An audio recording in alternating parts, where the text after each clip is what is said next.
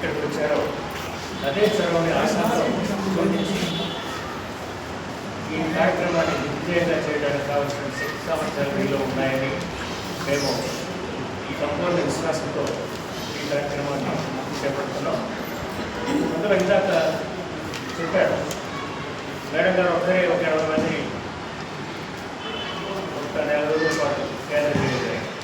విక్రమ్ కుమార్ గారికి తెలియదేమో ఈమెయిల్ కంటే ఫీమేల్ చాలా త్వరగా అనిపిస్తుంది. కాబట్టి త్వరగా చేయడంలో అది సహజం.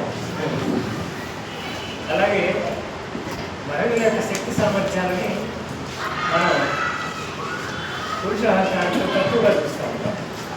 వాస్తవానికి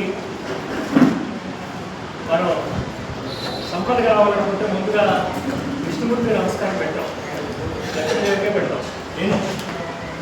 అలాగే విద్యాబుద్ధులు కావాలంటే బ్రహ్మదేవుడికి మొక్కం, సరస్వతిదేవికే సరస్వతి నమస్తేమని ఒక శ్లోకంతో గురి చేస్తాం.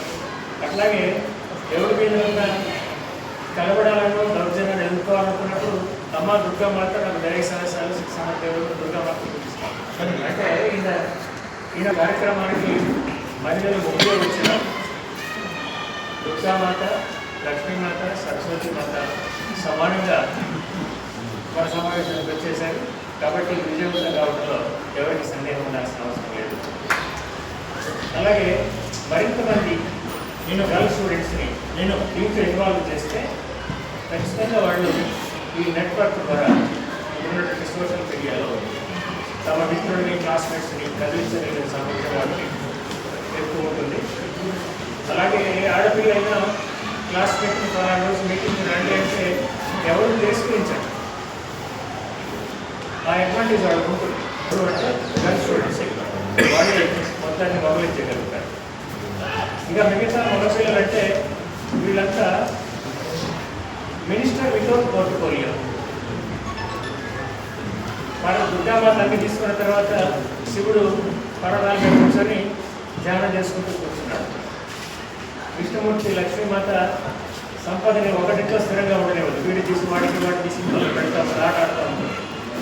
విష్ణుమూర్తి మాత్రం ఆ సముద్రంలో ఒక ఏంటనే ఒక శేషశైలం దాంట్లో పడుకుంటాడు. మంచిగా కావాలంటే నీళ్ళు ఉండవు, కదులుదామంటే బయట పడగిస్తుంది, బాగుంటుంది, వేదమూలంగా కూర్చొని కదలకుండా ఉంటాడు. అలాగే బ్రహ్మదేవుడు సరస్వతి మాత విద్యాబుద్ధులు వీళ్ళతో సంగీత సాహిత్యాలు నేర్పుతుంటే బ్రహ్మదేవుడు కమలంలో కూర్చొని ఎటన్నా దిగుదామంటే చుట్టూ బురద, కమల చుట్టూ ఇంకే ఉంటుంది, బురదే ఉంటుంది, దిగలేడు.